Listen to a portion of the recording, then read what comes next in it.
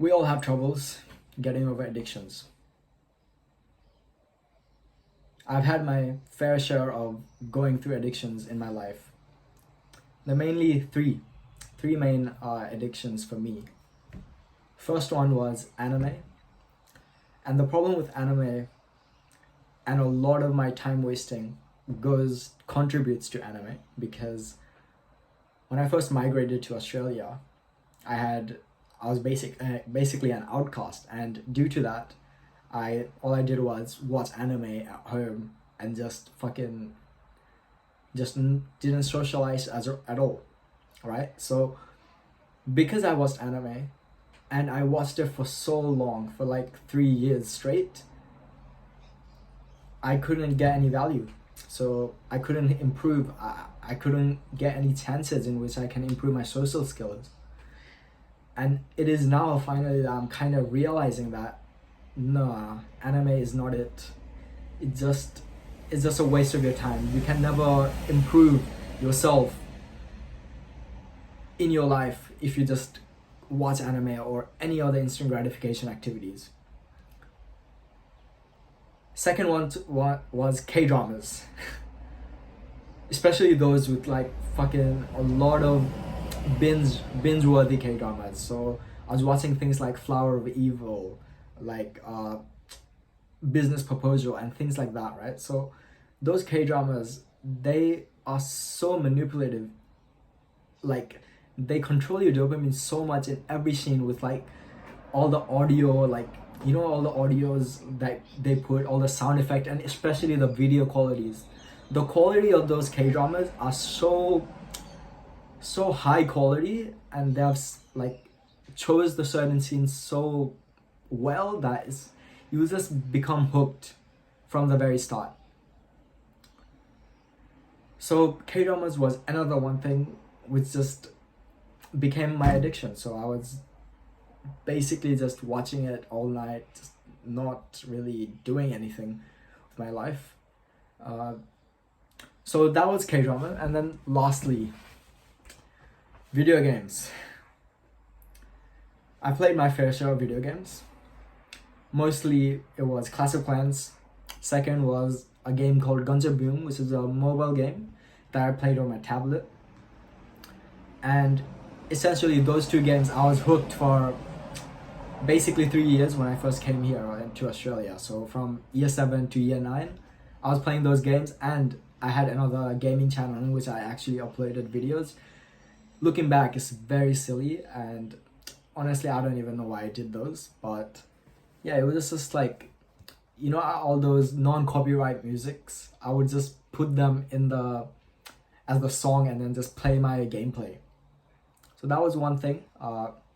After those two, it began my actual video game addiction, you could say. Now, you're gonna hear this game, and it has a very bad stigma around it. So it's called League of Legends. I'm sure you guys know it. It's like the most toxic game there is, and there is no benefit in playing it. And that is coming from someone who has spent more than 500 hours, and I have over 5 accounts with like 200 plus levels, and I've bought like some skins there as well, which is a complete waste of money. So that was my journey with like all the addictive stuff, right? So it was first with anime, second it began with K-dramas, and then lastly League of Legends. The way in which I overcome those addictions, so the way in which I actually just managed to forget about it and not actually like have my mind constantly thinking about it in the background when I'm doing something else, right? For example, I'm in school but I'm thinking about League of Legends, how am I gonna get better. So there was something like, there were these Chinese players, and these Chinese players would stream their content in their own website, in their own Chinese platform. And what I used to do was go to that website, go to the streams at like 12 p.m. or something, and then translate that stream using Google Translate in the web browser, and through that I used to watch it. and improve. I used to take notes as well and how I can improve. But obviously, the thing about video games I realize is that the more time you actually spend thinking about it, the less you actually get better. The more it affects your mental state, and it's just not good at all, especially for League of Legends. Playing games more than 2 games a day max is not good at all. So the way in which I actually just overcome all those things is basically just working out. I worked out a lot. I set goals for myself. Like the night before, I was just like, okay, I'm gonna watch this David Goggins motivational speech or something like that, right? After watching it or reading like Never Finished by David Goggins or Can't Hurt Me, I would say set goals. I'm gonna be like, okay, 4 a.m.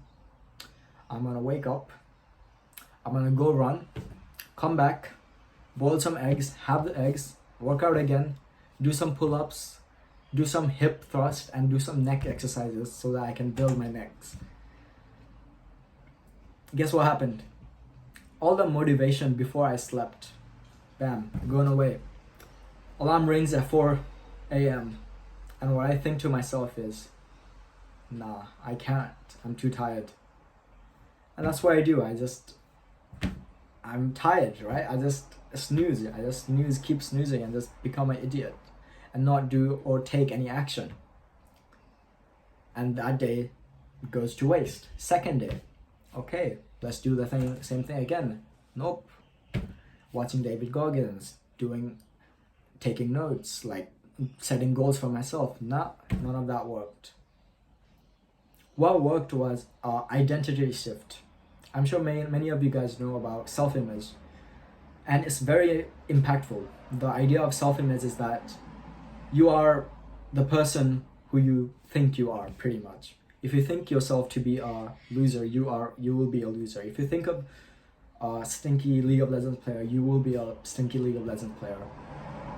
If you think of an anime introvert nerd, you will be that. If you think or identify yourself as a K-drama watcher, or basically someone who binge watches shows, your personality or your whole attitude is gonna be of that person.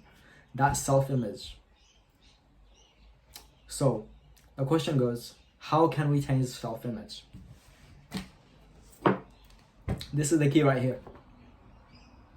Psycho-cybernetics. I don't know if you guys, okay, I don't know.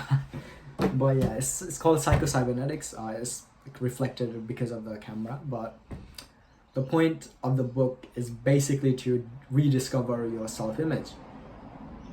I read that book and I was so fascinated. I took all the action steps, and in the end I was like, I basically used a lot of visualization. I meditated and I did a lot of negative visualization. So it was like, I was thinking like, what will my life become if I keep doing these activities 5 years from now? What would my parents think? What would my sisters think? What would my family think?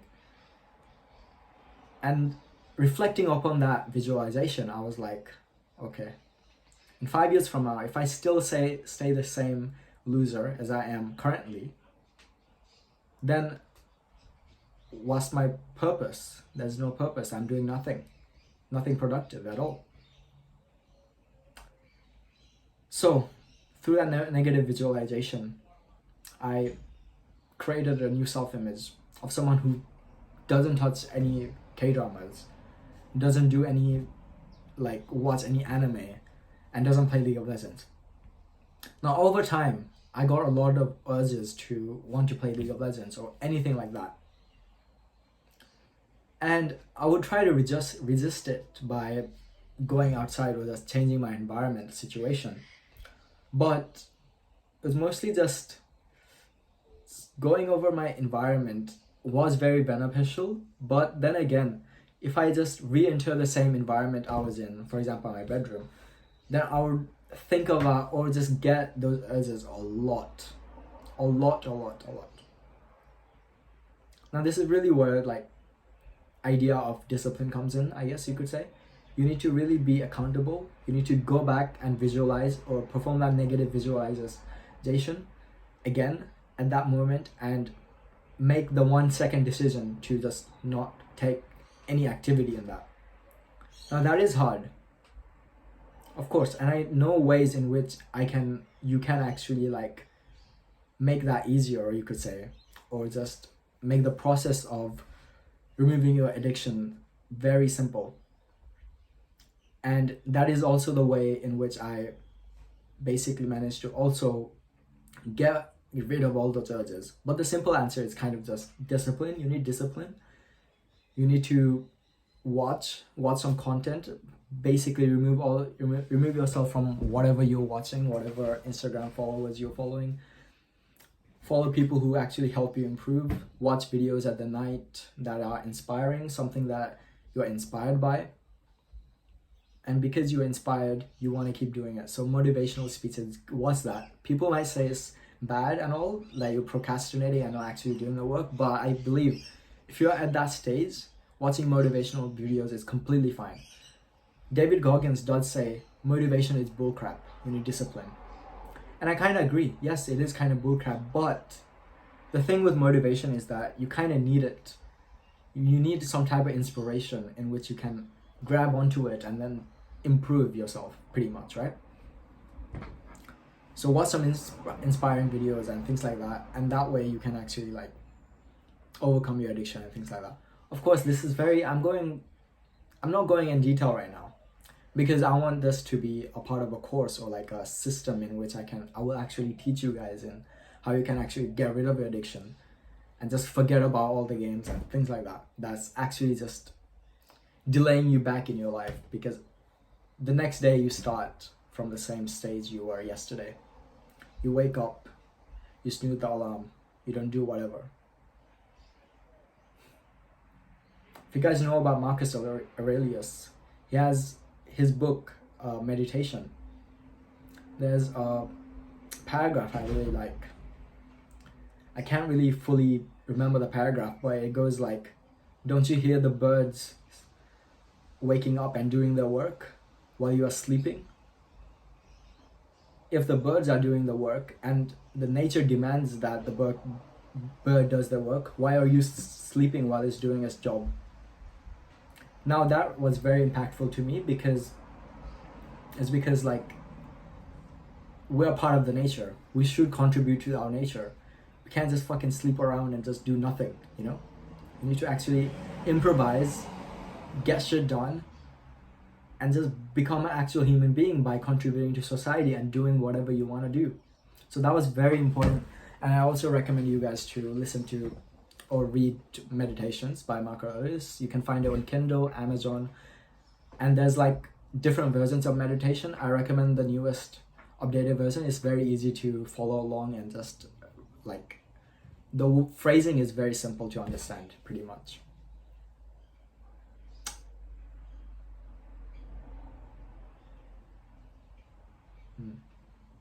But yeah, I think that's pretty much it. What I also did want to do was jump back into my computer and show you guys around on like the steps, protocols in which you can actually remove your addictions. But you know, I'm just gonna summarize right now. 2 things you need. Be inspired by anything that actually wants to keep that, anything that like keeps you driven pretty much into wanting to become whoever you want to become, wanting to stop whatever you want to stop. For me, it was motivational books, motivational videos, and also negative visualization. So write that down, you could say it. Write negative visualization down and perform that.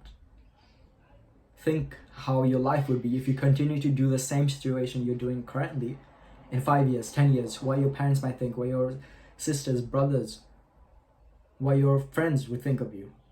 You still want to be the same loser you were, like you are still now, the next years from now? Still want to make the same income?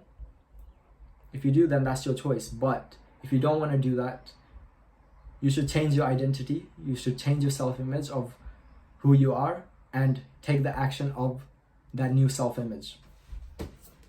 I will give you guys this resource, Psycho-Cybernetics. Read this, and that will really help you. And also in the book, there are very like action steps. So it tells you like key points to remember. After every chapter, you write down what things you remember, and then after the next story, you apply you write down your experience that relates to that chapter. And that experience that you've written down, you can go back and rewatch it pretty much. You can rewatch, or not rewatch, but reread it and get the same feeling. Like you can see your progress through that, which is very impactful. Psycho-Cybernetics is also a book I want to go in depth. I want to talk about what the success personality is and how our self-image correlates with how our self-image is basically something that controls our personality. And if our self-image does not align with our personality, then we're basically faking it or something like that, right? So Psycho-Cybernetics, I want to go over this book in another video, like chapter by chapter. I've wrote very intensive notes in this book in my journal here. And what I've done is every chapter I read it out loud. I have the audio in which I read it out loud so that I can re-listen it whenever I'm free. Because the chapter is so impactful, like the book is so impactful, every chapter. And for me, the main premise of doing that was actually to improve my voice. Before, my voice still now is not the best. My vocal quality and my pronunciation is not the best. But through reading the chapters word by word and recording it out loud, what I found is that I've really improved my vocal ability and my ability to be loud in front of the camera and, just improvise things, like your speech pretty much. But that was it for this video. Hope you guys found anything impactful. If you did, just shoot the comments below. If you didn't find anything impactful, you may leave, but it's just my experience pretty much. If you don't, obviously everyone has their own experience, and this is what worked for me, and I think it will work for you, because it is actually, the ideas really go well with the science of self-image. So thanks for watching. I really tried to look at the camera in this video today. Last video I was like looking at my face actually, like in the screen, I heard it was really bad. And last video I was talking very bloody slow, so when I put it like 2x speed, I was like talking as normal. Right now I have to rewatch this to analyze this video and what I'm doing wrong, but I definitely know that I'm using hand gestures a little bit, so it's like a bit of improvement. So just think about the slight edge, tiny improvement every day. I'm just improving, bam bam bam, right? It's gonna be exponential growth. Whatever you're doing, just keep being consistent, keep doing your negative visualization, keep writing, journaling, and that's it. Thanks for watching, and I'm gonna see you on the next one. Peace.